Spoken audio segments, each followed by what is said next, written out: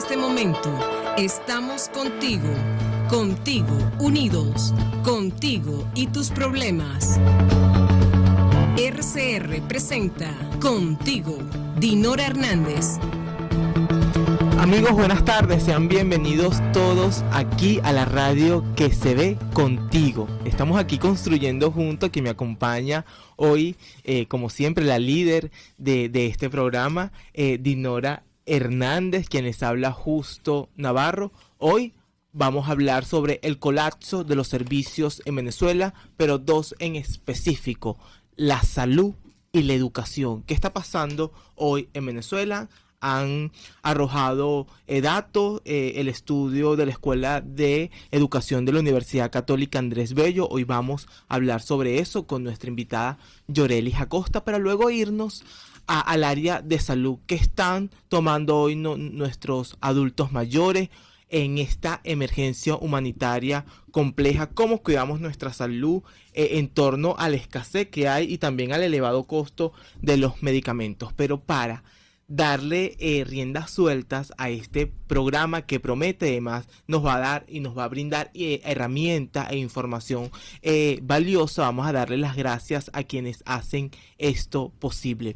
En la dirección de la estación, Jaime Nestares. En la gerencia de producción, Willy Charcaya. En la producción, Yay Pacheco Cova. En los controles, José Gregorio González. Y aquí, esta dupla inseparable, Dinora Hernández y Justo Navarro. Así es, Justo, inseparable, esperemos que así sea por siempre. Bueno, no tiene por qué dudarlo, pues, pero como dicen por ahí, que no nos echen mal de ojo.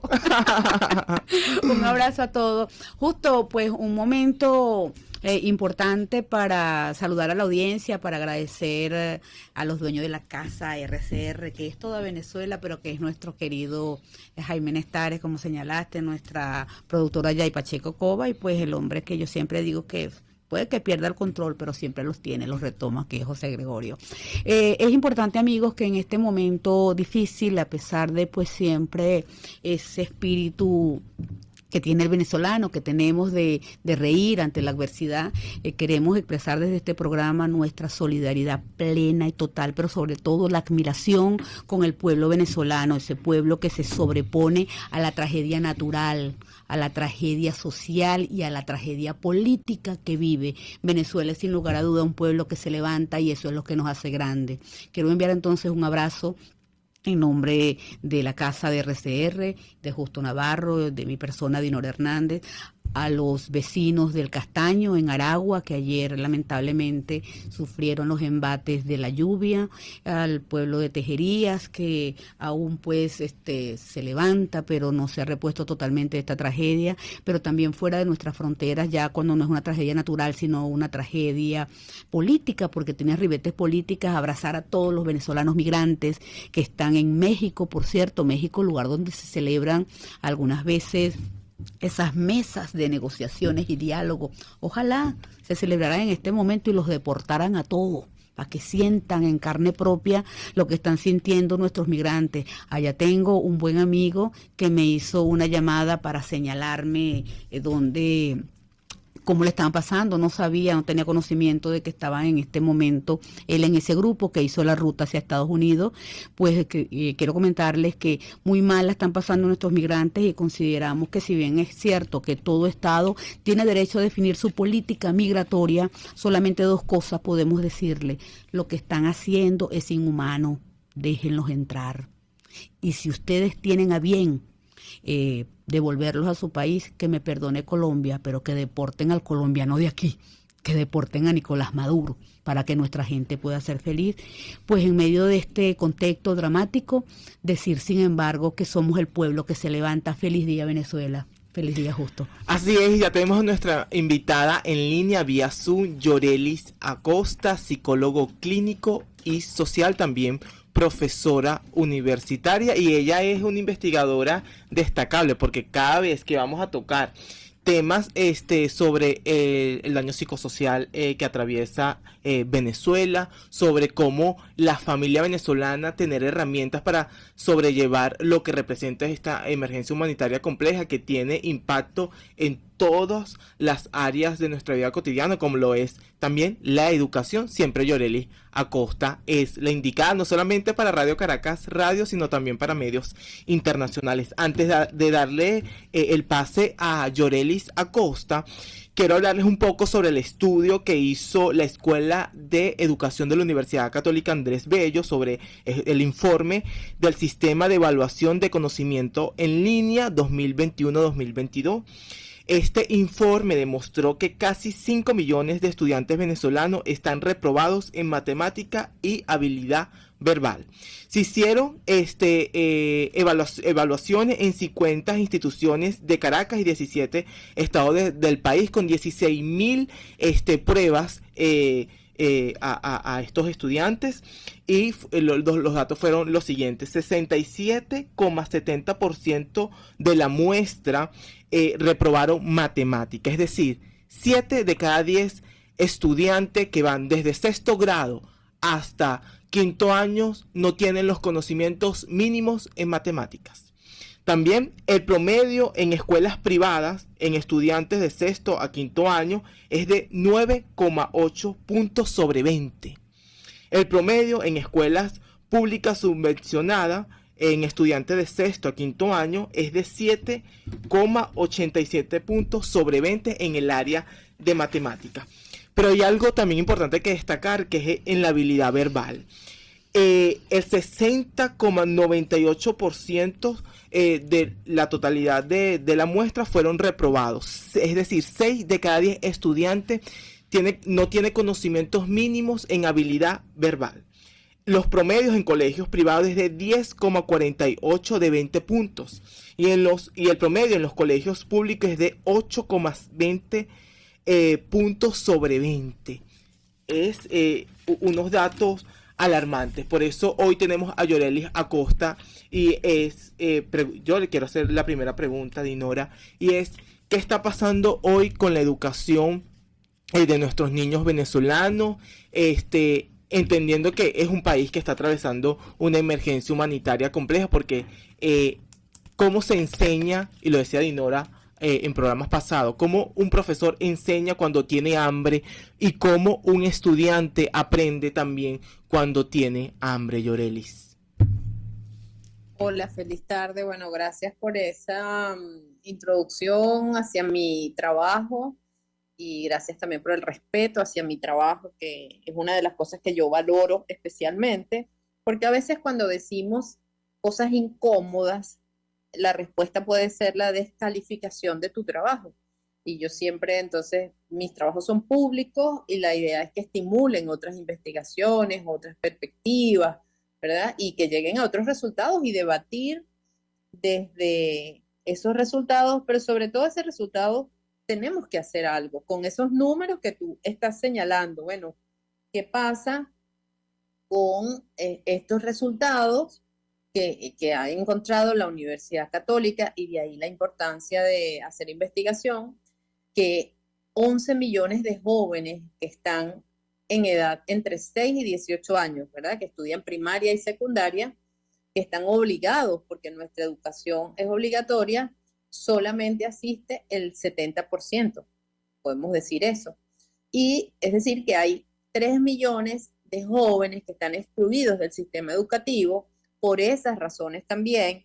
Bueno, es lejos, no tengo, es más importante comer que educarme, tengo que ayudar en mi casa, pertenecemos a ese nivel de estratos muy bajos, porque aquí en Venezuela no tenemos la opción, como puede existir en otros países, de educación en casa. Tienes unos papás preparados que están en la casa y que dicen: no, mi hijo lo voy a educar yo estoy en capacidad de explicarle matemática y de cumplir el programa, y él solamente va a ir a presentar exámenes. No tenemos esa opción. Estamos hablando de 3 millones de jóvenes que nunca han pisado un plantel, excluidos totalmente. Ahora, de esos millones que sí van, de esos 7 millones que sí van, nos encontramos esos resultados terribles. Que si bien, debo resaltar, no es mi área la educación, pues yo los recibo cuando entran a la universidad con grandes fallas también en el conocimiento, o que empiezan a estudiar algunas carreras para evitar las matemáticas porque simplemente no las entienden, no saben para qué funcionan, o bueno, reprobaron, o lo que vimos en los últimos años, no llegaron a ver materias como matemática, química o física, no las vieron nunca, se les puso ahí un número promedio y resulta que con esas deficiencias no puedes pensar en estudiar medicina, estudiar ingeniería, ¿no? Por decirlo menos. Pero aún aquellos alumnos que vienen en materias humanísticas pensando que estoy evitando las matemáticas, también nos encontramos con ese promedio. Ese promedio que encontraron en estas investigaciones, además, el 84% de los estudiantes que participaron ahí son de instituciones privadas. Entonces, las instituciones privadas, los alumnos sí van, los alumnos sí comen, tienen a su mamá y su papá a lo mejor separados, pero existen maestros, y aún en esas condiciones hay deficiencias en matemáticas y en habilidades verbales, ¿verdad? Así que esos alumnos que se van evitando, se inscriben en carreras que evitan las matemáticas, por decir un ejemplo, también tienen graves deficiencias en sus competencias verbales, lectura, escritura, comprensión, ¿okay? Redacción, gramática, eso no existe. Es muy mal, muy mal. Realmente estos resultados a mí como docente me entristecen mucho porque es mi día a día y tú prácticamente te estás encontrando estudiantes que te dicen, pero tengo que estudiar, pero tengo que leer, o sea, ¿cuál es el mínimo esfuerzo que debo hacer para aprobar esta materia? Y así no vamos a competir o no vamos a desarrollar las competencias que tú necesitas. ¿Qué espera uno de un estudiante? Profesora, esto no lo entiendo, esto no lo vi, ¿qué más debo estudiar? ¿Qué otra lectura me sugiere? Y hacer un esfuerzo mayor para poder compensar o aprender todas las habilidades y conocimientos que no tiene. Bien, Yoreli, por acá Dinora Hernández, un abrazo, gracias por estar con nosotros. Fíjate lo siguiente, yo tengo la dicha, quizás por decirlo de esta manera, de ser egresada en el campo educativo. Yo soy profesora egresada de la Universidad de Carabobo. Y quiero referir también, y creo que me voy a apoyar un poco en tus palabras, que a veces lo que podemos decir no resulta agradable. Y conversaba con Justo en la antesala para comentarle que a veces hay cosas que uno pudiera decir y que sabe que son muy duras de entender. Y lo primero que yo le decía es que este problema del déficit en la preparación de los alumnos en Venezuela data de mucho tiempo, esto no es nuevo, y los que hemos estado en aula tratando con alumnos sabemos que es así, pero este tema va mucho más allá porque tiene que ver, además del currículum, de las materias que se desarrollan, también tiene que ver con la actualización del profesorado, y esto es lo que no le gusta a los colegas. Es decir, hay colegas que no siempre quisieron o pudieron actualizarse en lo que eran las nuevas estrategias, pero más allá de esto, a esto se le suma una situación que es la emergencia humanitaria compleja. En este contexto de no novedad de esta situación, pero del posible incremento que nadie lo duda, pero lo peor del caso es estar al frente de una generación, y yo no sé, tú me corriges si yo me equivoco, de analfabetismo funcional que también existe, es decir, gente que lee pero no entiende lo que lee, y eso inclusive lo observamos hasta en las redes sociales, cuando tú escribes algo y alguien te argumenta por otra parte totalmente lo contrario a lo que tú dijiste, partiendo de una falacia y de una sola frase.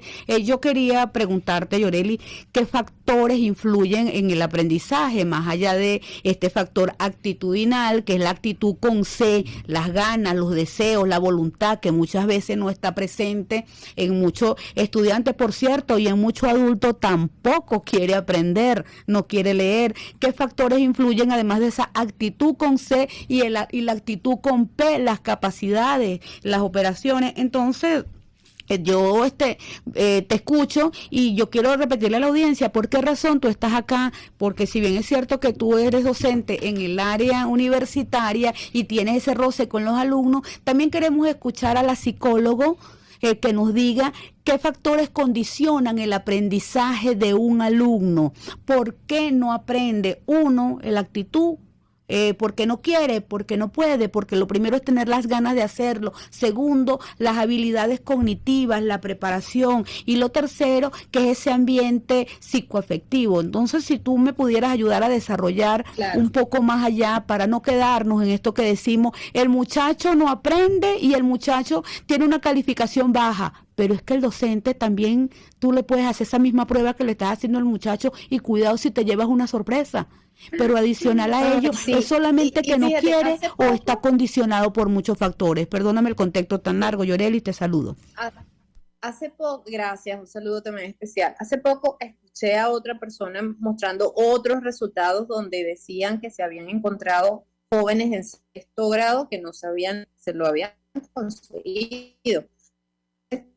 Está por estos cambios en los últimos, estás obligado a pasar al estudiante, darle una oportunidad, una segunda oportunidad, etcétera, y puedes ir arrastrando esas grandes deficiencias. No sabía leer en sexto grado, ¿ok? Luego, además de que, como tú bien señalas, soy profesora de nivel universitario, mi mamá es maestra, mi hermana es maestra, y yo recorro el país y conozco la realidad venezolana, ¿ok?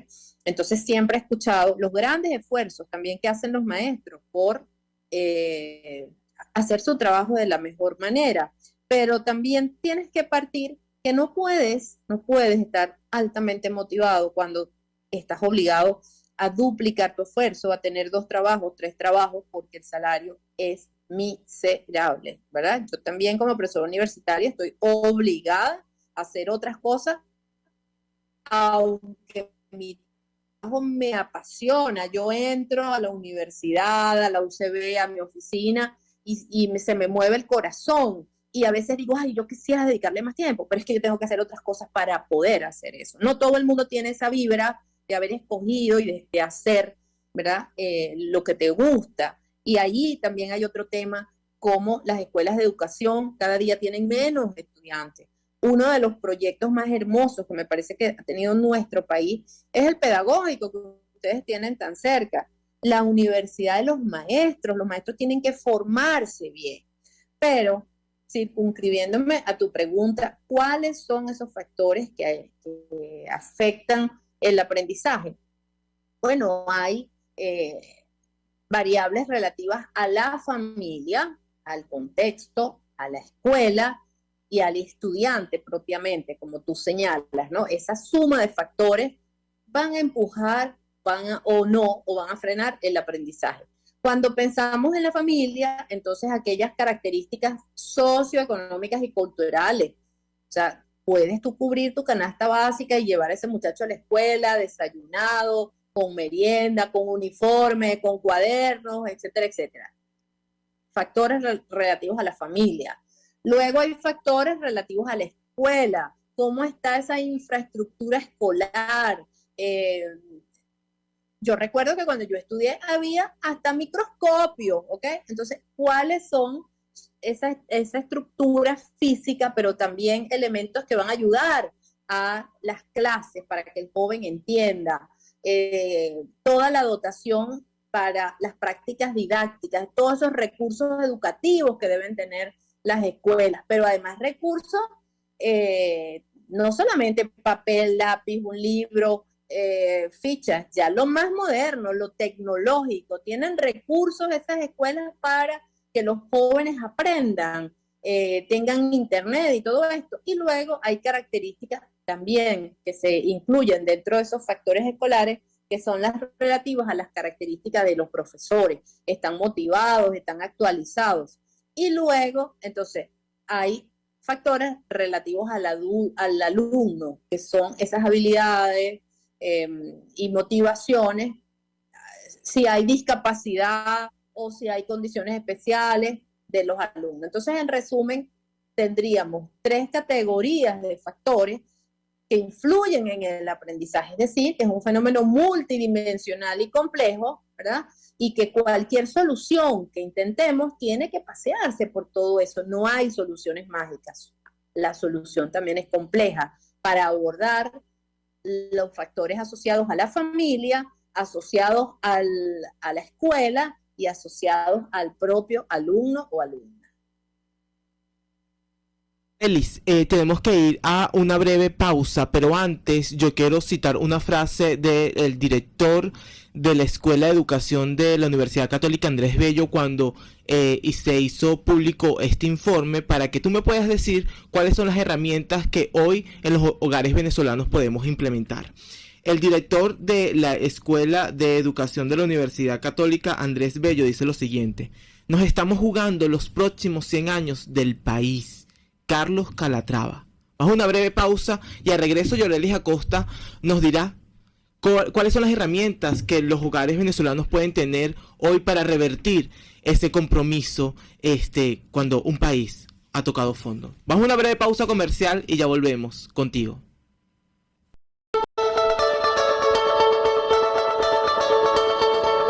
Estamos presentando Contigo, el espacio donde tú y tus dirigentes se escuchan, solo por RCR 750.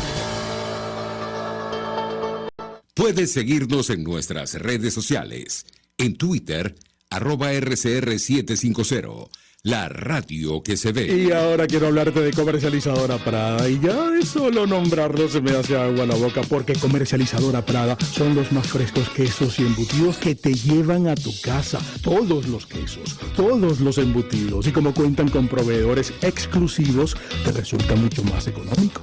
Llámalos ya, 0424-134-6035, en Instagram wprada.ve. Comercializadora Prada, todo en quesos y embutidos con la mejor relación precio-sabor. Un espacio que analiza y debate la coyuntura política, económica y social de nuestro país.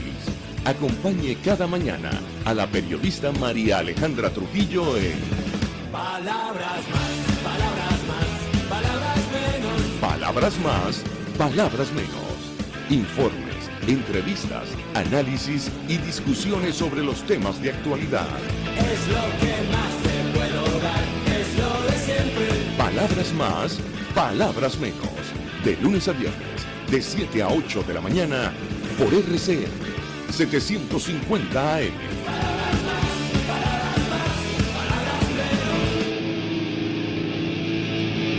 RCR 750 AM. Porque lo bueno une.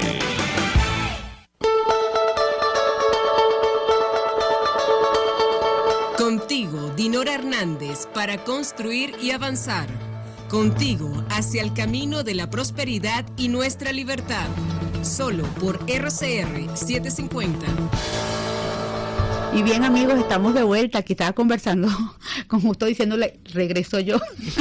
Y bueno, sí me sorprendió que estamos en el aire nuevamente y estamos conversando un tema muy complejo, como decía nuestra invitada, que son los factores que influyen en la educación. Y Justo dejaba una pregunta al aire, era para que Yorelis, pues nuestra invitada, que es psicólogo, y estamos analizando el hecho educativo, que así se llama desde este contexto, que nos explicara un poco qué hacer desde el hogar, cómo tratar de revertir, que es mucho, es una palabra muy fuerte, porque sabemos que el rezago cultural, a veces cuando se tiene, lo que hay es que ir hacia adelante para nivelar algunas cosas y no revertirlo, pero dejemos que sea Yorelis quien nos comente un poco, porque podemos estar equivocadas, la mente humana pues es muy flexible y hay muchos avances, y siempre sabemos que el ser humano es capaz de reinventarse y esos hemisferios cerebrales reacomodarse y hacerle frente a al contexto social que pueda vivir. Una vez leí por ahí, Yorelis, alguien que decía que inteligencia era la capacidad de resolver problemas y no de repetir contenido. Te escuchamos, Yorelis. Claro. Fíjate que me hiciste recordar la semana pasada, que fue el Día Mundial para seguir creando conciencia en el cuidado de nuestra salud mental. Organizé unas jornadas de salud mental y uno de los psicólogos que habló dijo que él nunca había usado el máximo común divisor o máximo común múltiplo, estas cosas que nos enseñan en matemáticas, pero hay otras competencias que son mucho más importantes para la vida. Es decir, que también esos contenidos que están en el programa, en los pensum, en las materias, hay que revisarlos. O sea, aquí todos tenemos tareas en el hogar, en las escuelas, en las maestras, a quien corresponda hacer los currículos de los estudios nuestros, ¿no? Y también me hicieron buscar información sobre otros sistemas educativos. Por ejemplo, el sistema educativo de Japón dice 0 materias de relleno. Y hay países también de primer mundo donde dicen 0 tareas, 0 tareas. Es decir, que esta joven están siendo bien utilizadas y tú no tienes por qué llevar tareas como tal, que es una gran pesadilla, sobre todo en las primarias, ¿no?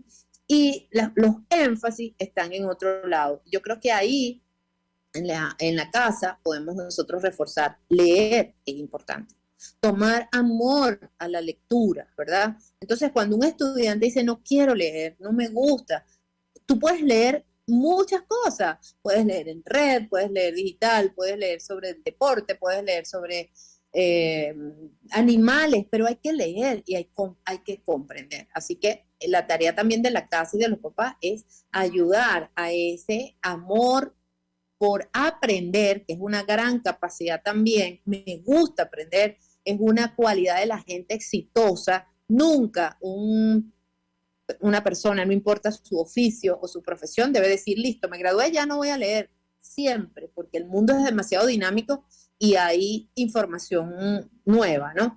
Entonces, reforcemos la lectura en casa. ¿Qué entendiste? Yo sé que eso implica también que los papás, que estamos muy cargados de cosas, tengas que hacer un esfuerzo, pero todo no lo puedes dejar con los maestros, ¿ok?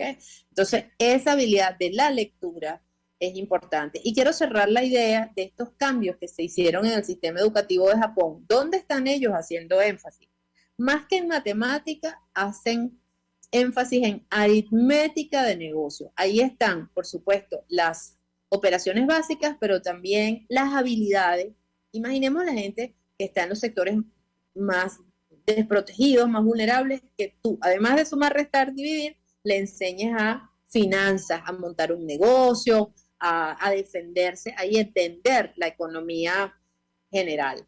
Luego, la lectura, ¿verdad? En Japón insiste en esto. Todos los días los niños tienen que leer al terminar su educación.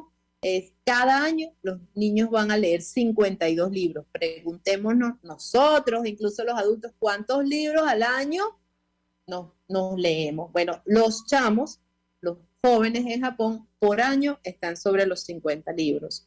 Luego aprenden sobre civismo, convivencia, normas, tolerancia, ayudar al otro, el valor de las leyes, del seguimiento de instrucciones, el respeto a la convivencia.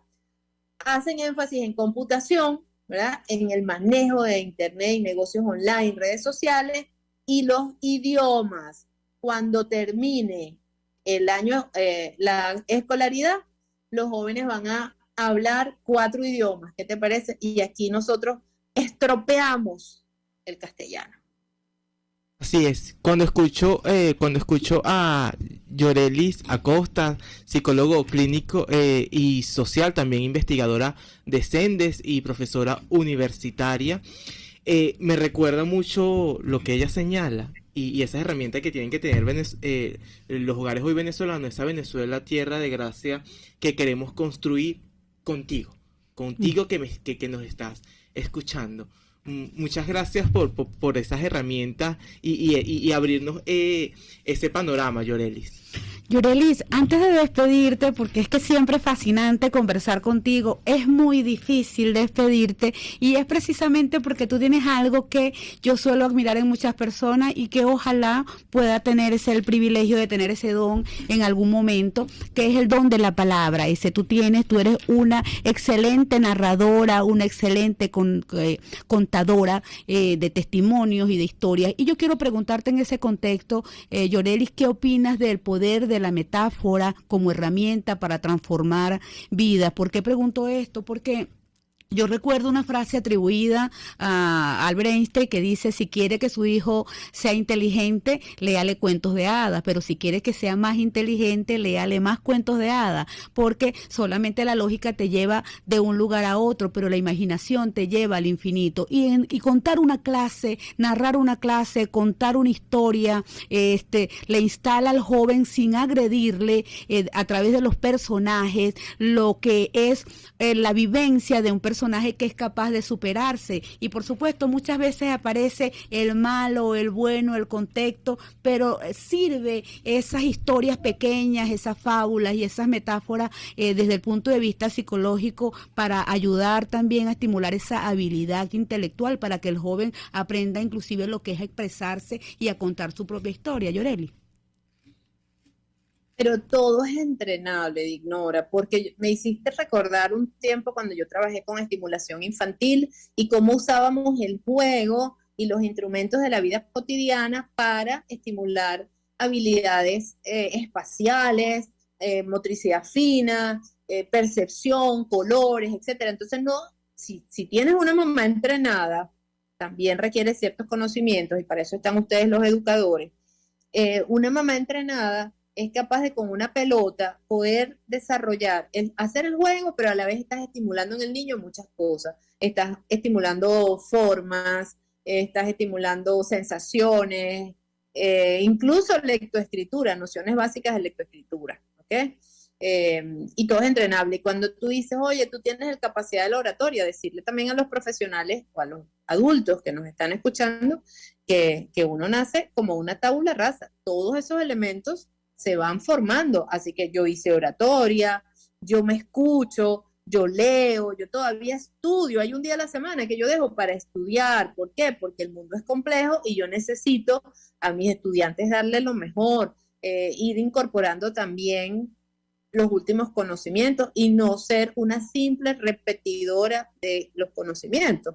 Pero bueno, complejo, trato de que dentro de lo que yo sé también ponerle corazón y pasión a lo que hago, y que ojalá las personas que nos hayan escuchado puedan quedarse con una idea y que piensen qué puedo hacer yo para empujar el desarrollo del país, y qué puedo hacer yo también para estimular en mis hijos mínimo ese amor a la lectura. Gracias a ustedes también por considerarme siempre para debatir estos temas. Feliz tarde. Muchísimas gracias, Yoreli, con este mensaje de el qué hacer desde la casa. Solamente recordar que el proceso de enseñanza, aprendizaje es un proceso que no termina nunca, justo, y amigos que me acompañan, que comenzamos a aprender desde que nacemos y terminamos de aprender hasta el último día, pues que estamos en esta vida.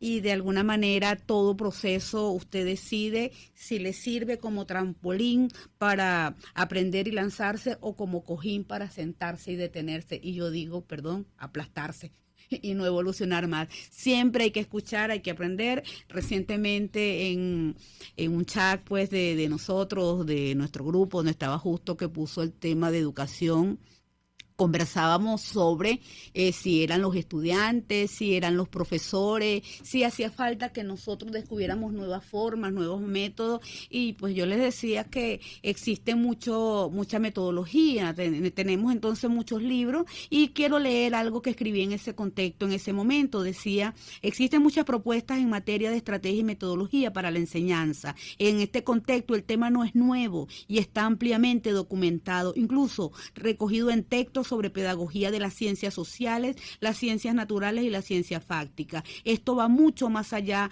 de eso, de lo que sucede en Venezuela. Se trata de la emergencia humanitaria que arropa tanto a los alumnos como a los docentes, y si bien un alumno con hambre no aprende, un docente con hambre tampoco enseña. Además, tenemos un grave déficit de actualización profesional. Muchos docentes se quedaron o nos quedamos con lo que sabíamos y no hemos tenido acceso a formación para actualizar nuestros conocimientos. A eso podemos agregar que hay unos cuantos que no son muy estudiosos y creen saber todo. Y perdón, colegas, pero me refiero al docente que llega al salón de clase no a enseñar, sino a competir con el alumno. Recuerden que cuando nosotros teníamos esa edad no sabíamos lo mismo que ellos saben ahora. Hay que tener también la empatía y querer enseñar. En este contexto urge nivelaciones académicas, buena alimentación e infraestructura acorde. La UNICEF, por cierto, ¿dónde está?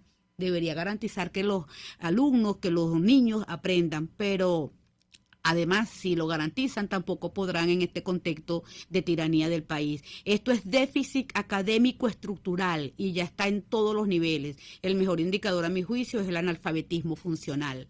Cada niño y cada docente son una estrella de mar que merece ser rescatada, pero ese rescate debe y tiene que ser estructural. El docente tiene que comer, tiene que vivir, tiene que tener su familia garantizada y el niño tiene que tener las condiciones para aprender. Allí viene entonces el trabajo de la familia para que el muchacho le agarre amor al estudio y tenga la voluntad. Es un tema muy recurrido en educación. La crisis y la gravedad que tenemos en Venezuela hoy es un tema cantado. Amigos, vamos a una breve pausa comercial y algo muy importante, cuando en la etapa de la madrugada, lo más oscuro es cuando va a llegar el amanecer. Así que sí, sentimos que hemos tocado fondo y que estamos en una etapa muy, muy oscura, pero también estamos a las puertas del amanecer. Vamos a una breve pausa comercial y ya volvemos.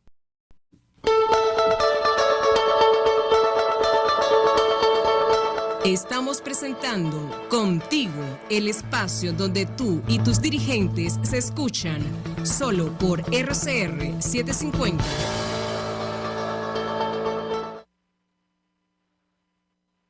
Puedes seguirnos en nuestras redes sociales. En Twitter, @RCR750, la radio que se ve. Moisés Naim en Efecto Naim. Hola, soy Moisés Naim desde Washington. Conéctese a rcr.tv. También nos puede seguir por @Efecto Naim en Twitter. Y estamos en Facebook y en Instagram. Y no olvide que puede disfrutar todos los contenidos del programa cuando usted quiera, suscribiéndose a nuestro canal de YouTube. Nos vemos en la radio. Los miércoles y viernes a las 7 de la noche. Solo por RCR 750 AM. En Global Therapy seguimos comprometidos con tu rehabilitación física, te ayudamos a recuperarte de tu postoperatorio y en el alivio del dolor. Búscanos en el Centro Comercial Multiplaza Paraíso Nivel Empresarial 2 a través de Twitter e Instagram o llámanos al 0412-256-1104. Y no olvides lavarte las manos con agua y jabón y cumplir con el distanciamiento social. Global Therapy y despídete del dolor. Ante el agobio diario, siempre se agradece una pausa. De lunes a viernes, Verónica Oliveros te trae un cafecito para el alma en Sin Estrés, la revista radial de Radio Caracas Radio, con música, cultura, salud, emprendimiento, terapia, astrología y más. Cada tarde a las 3 nos ponemos en modo Sin Estrés por RCR, la radio que se ve. El doctor José Eduardo Troconis y sus especialistas invitados le ayudarán a obtener cada semana el secreto para mejorar su calidad de vida en RCR Salud. Usted podrá comprobar la veracidad de las tradicionales técnicas y últimas tendencias que se divulgan acerca de la salud y la medicina en nuestra sociedad. Hay mucho más dedicación y hay mucho más experiencia. Tenemos las herramientas. RCR Salud, todos los domingos, a partir de las 10 de la mañana, por RCR 750 AM. Voz de América. Información precisa, completa, veraz, objetiva e independiente. Directo a tu pantalla. De lunes a viernes a las 2 de la tarde por RCR 750. RCR 750 AM. Porque lo bueno une.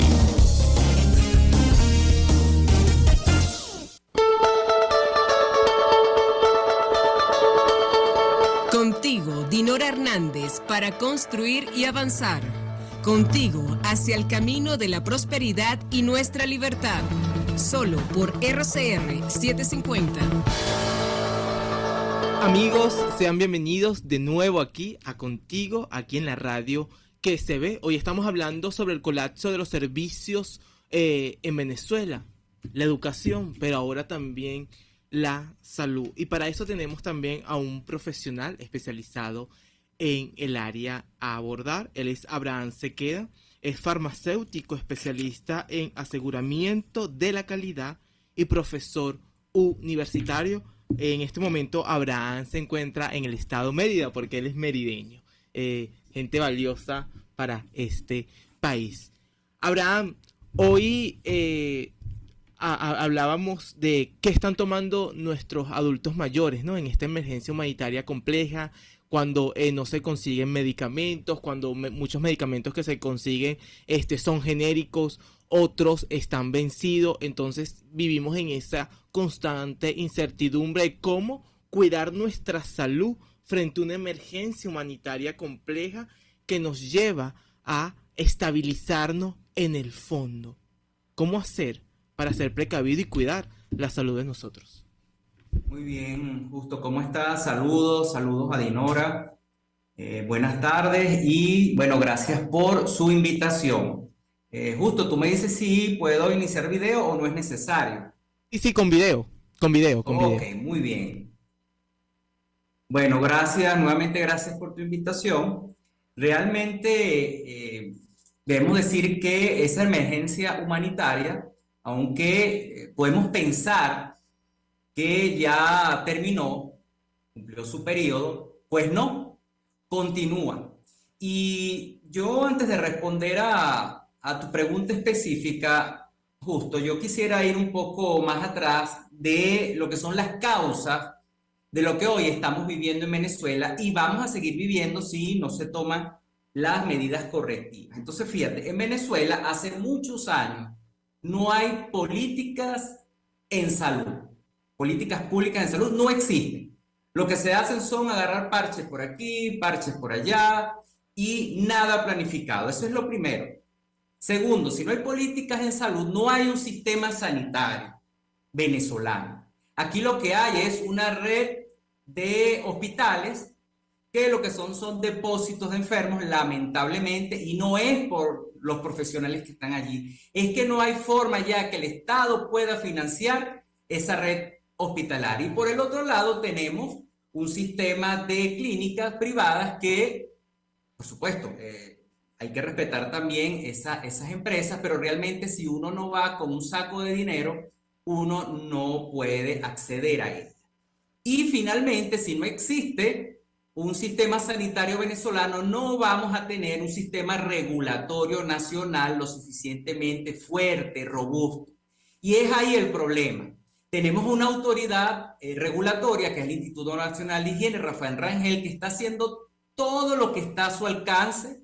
Es un instituto que tiene trayectoria, un instituto técnico-científico con trayectoria en materia regulatoria, pero como han podido oír las dos anteriores justificaciones, lo que es políticas en salud y sistema sanitario venezolano, llevan a que el sistema regulatorio y la autoridad regulatoria no tenga las herramientas suficientes para actuar. Si eso es así, vamos entonces a ver lo que estamos viendo hoy en el país, que es la comercialización de medicamentos, por lo menos con calidad subestándar.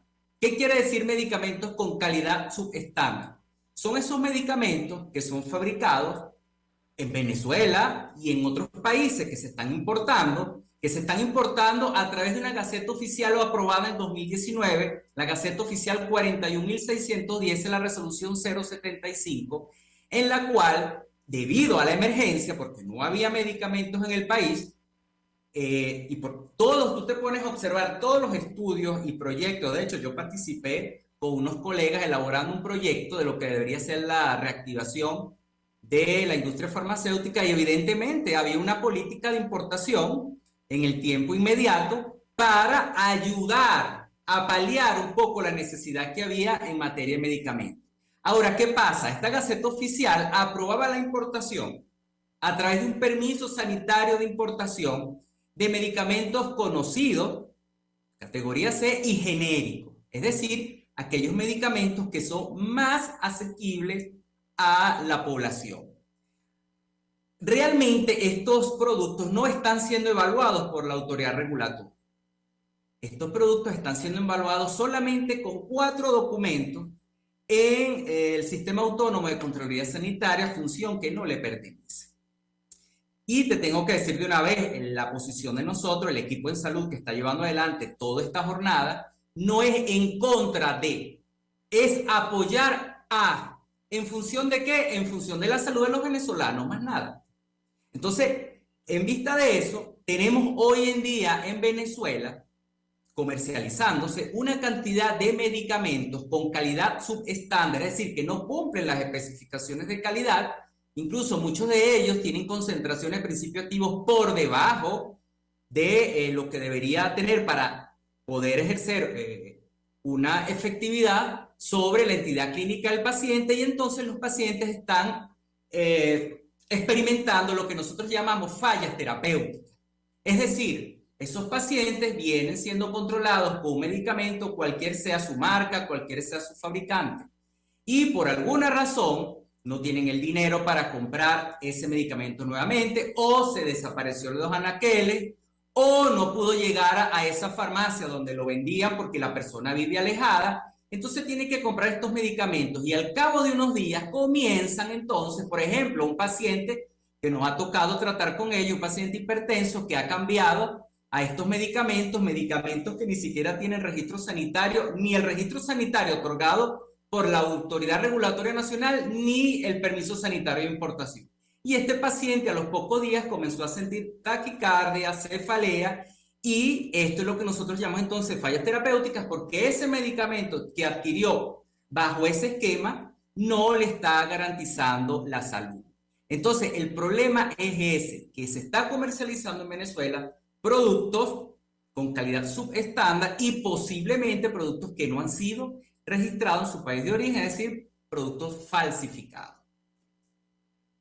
Abraham, no sé si podemos interrumpirte un instante. Por acá, Dinor Hernández, te mando un abrazo. Agradezco mucho esta información, y hemos dejado, Justo y yo, que corra la información sin interrumpirte por lo valioso que es. Inclusive, yo le comentaba Justo que el 15 de octubre de Los Corrientes participé en un foro chat que se llamó Calidad de los Medicamentos, y eras tú el ponente. No he podido borrar los audios porque cada vez tengo que recurrir a ello, porque me di cuenta que yo misma estaba tomando algún medicamento en calidad genérica que para mí no significaba ningún problema, según yo, pero que sí me quedó claro, después de escuchar todos los audios y tu presentación, que sí se incurre en un riesgo, y es lo que ustedes están llamando fallas terapéuticas, que te voy a pedir que en palabras más sencillas para nosotros los que no conocemos el tema de salud, nos defina qué es una falla terapéutica. Sé que la contextualizaste, pero la quiero un poco más ligera, y bueno, y los riesgos a los que nos enfrentamos, que entiendo que son estas mismas fallas, pero cómo se manifiestan en el día a día. Nosotros buscamos un medicamento, Abraham, porque leemos el principio activo, y si el principio activo, que no sé si tú recuerdas que recientemente también hubo algo por allí, que en el récipe ya no te podían recomendar la marca de una medicina, sino que te tenían que colocar el principio activo. Pero uno, como, yo soy paciente hipertensa, yo sé cuál es la medicina que a mí me sirve y de qué casa comercial. Entonces, ¿hasta qué punto comprar una medicina por la marca es un negocio?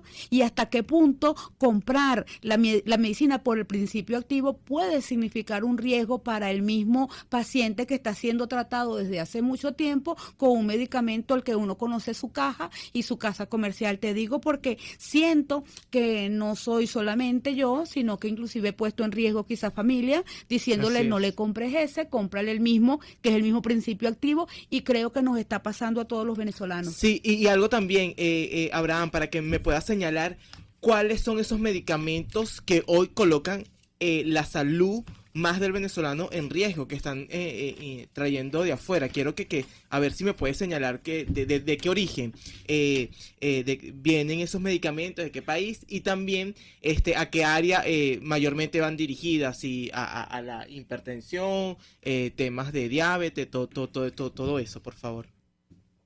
Muy bien, bueno, fíjense, ahí en lo que ustedes han comentado está básicamente el centro de todo, ¿no? cuando nosotros hablamos de la política de genéricos, ¿sí? Estamos refiriéndonos a que ese medicamento genérico tiene que cumplir con las características de todos los medicamentos. Un medicamento es un producto muy particular y la Organización Mundial de la Salud es muy clara en eso. Un par de zapatos puede que no genere los efectos esperados, si se puede hablar de efectos, o un vehículo. Pero los medicamentos, nada más y nada menos, es para preservar o recuperar la salud, o para diagnosticar también, o para prevenir una enfermedad.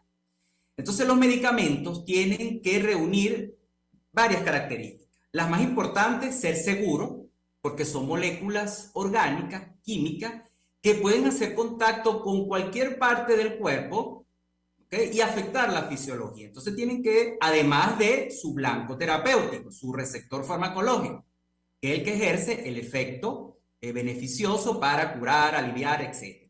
Tiene que ser seguro, tiene que ser efectivo, es decir, tiene que curar la enfermedad, aliviarla, ayudar a diagnosticar o prevenir. Tiene que ser efectivo y tiene que ser de calidad, que es otro problema que hemos estado viendo en el mercado, que hay personas que dicen, bueno, mira, yo me compré unas tabletas de X medicamento y cuando la saco del blister, entonces la tableta se desborona. Esos son problemas de calidad.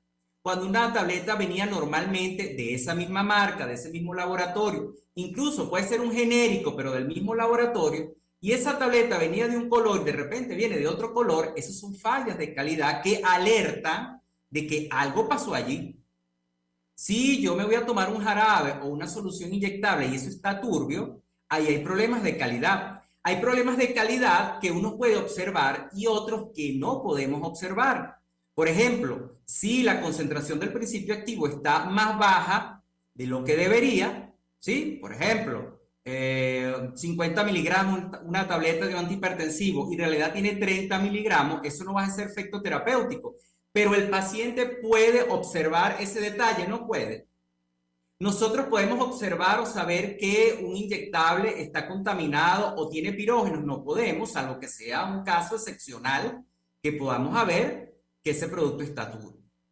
Entonces, y además los medicamentos, específicamente los genéricos, tienen que ser asequibles. ¿Qué quiere decir eso? Que la persona puede comprarlo.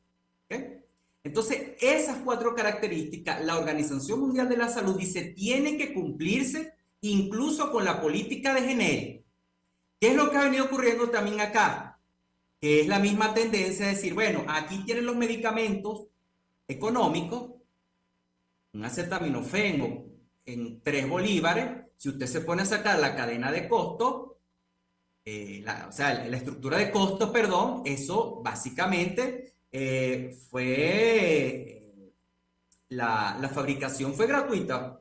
O sea, algo pasó allí también, porque eso básicamente cuesta el blister, el sistema envase-cierre, y los excipientes, y los principios activos, y el proceso de limpieza de las áreas, y el personal que está laborando ahí, que tiene que ser personal calificado, y lo que cuesta también registrar el producto en el país de origen y traerlo, y a esos precios. Es decir, la política acá se dirige exclusivamente a medicamentos asequibles, pero calidad puede ser que no, eficacia puede ser que no, y seguridad puede ser que no tampoco. Ahora, ¿es trabajo de la población asegurar que eso sea así? No, el encargado de que eso sea así es la autoridad regulatoria dentro del sistema regulatorio nacional, que está muy golpeado y no va a echar para adelante a menos que toda la sociedad civil asuma su rol y diga, yo tengo responsabilidad en esto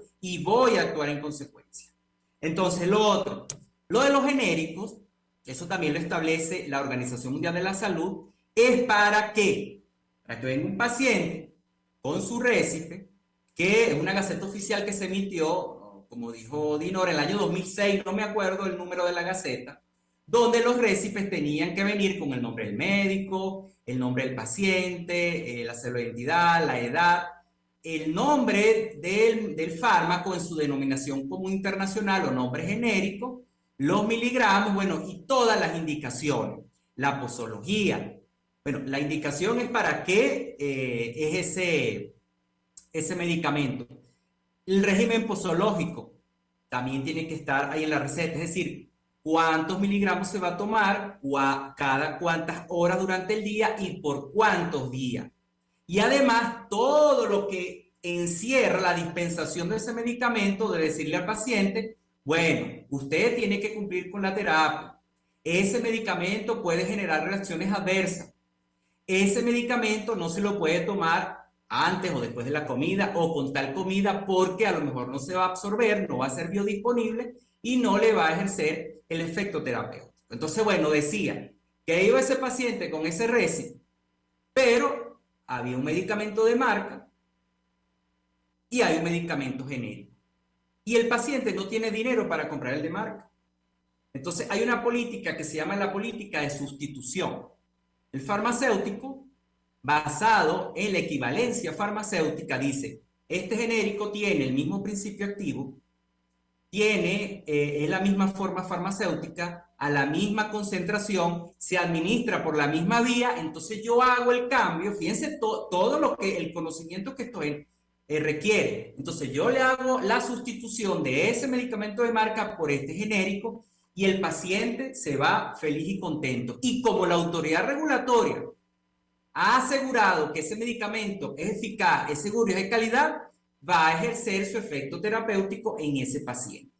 ¿Qué es una falla terapéutica? Una falla terapéutica es cuando ese medicamento se indicó apropiadamente. Es decir, si es un antibiótico, se indicó para una cepa de microorganismos determinada y susceptible.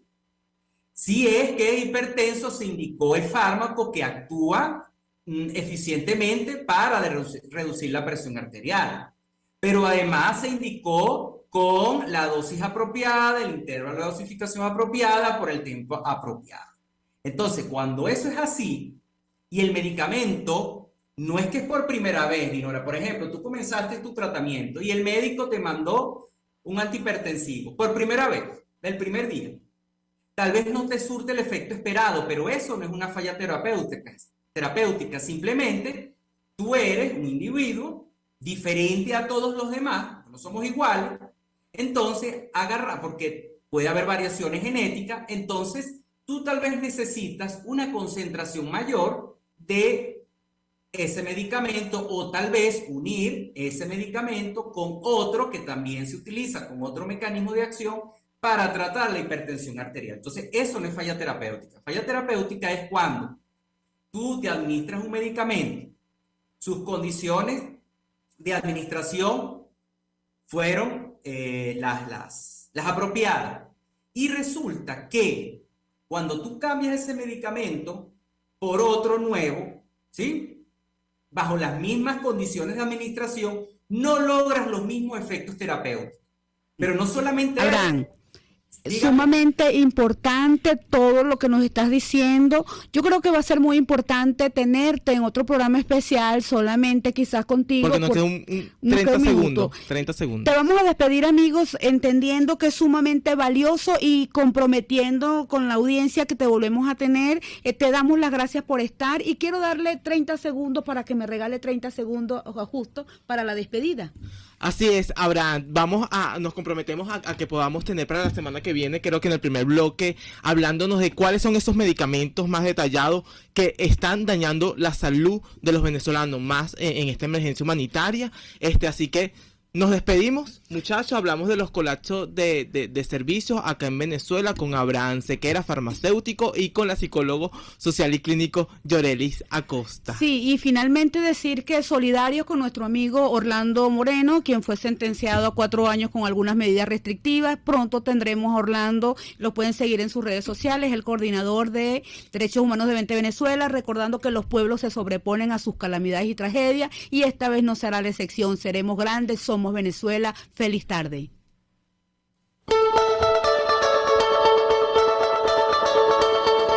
RCR presentó Contigo, donde la pluralidad del pensamiento confluyen, solo por RCR 750.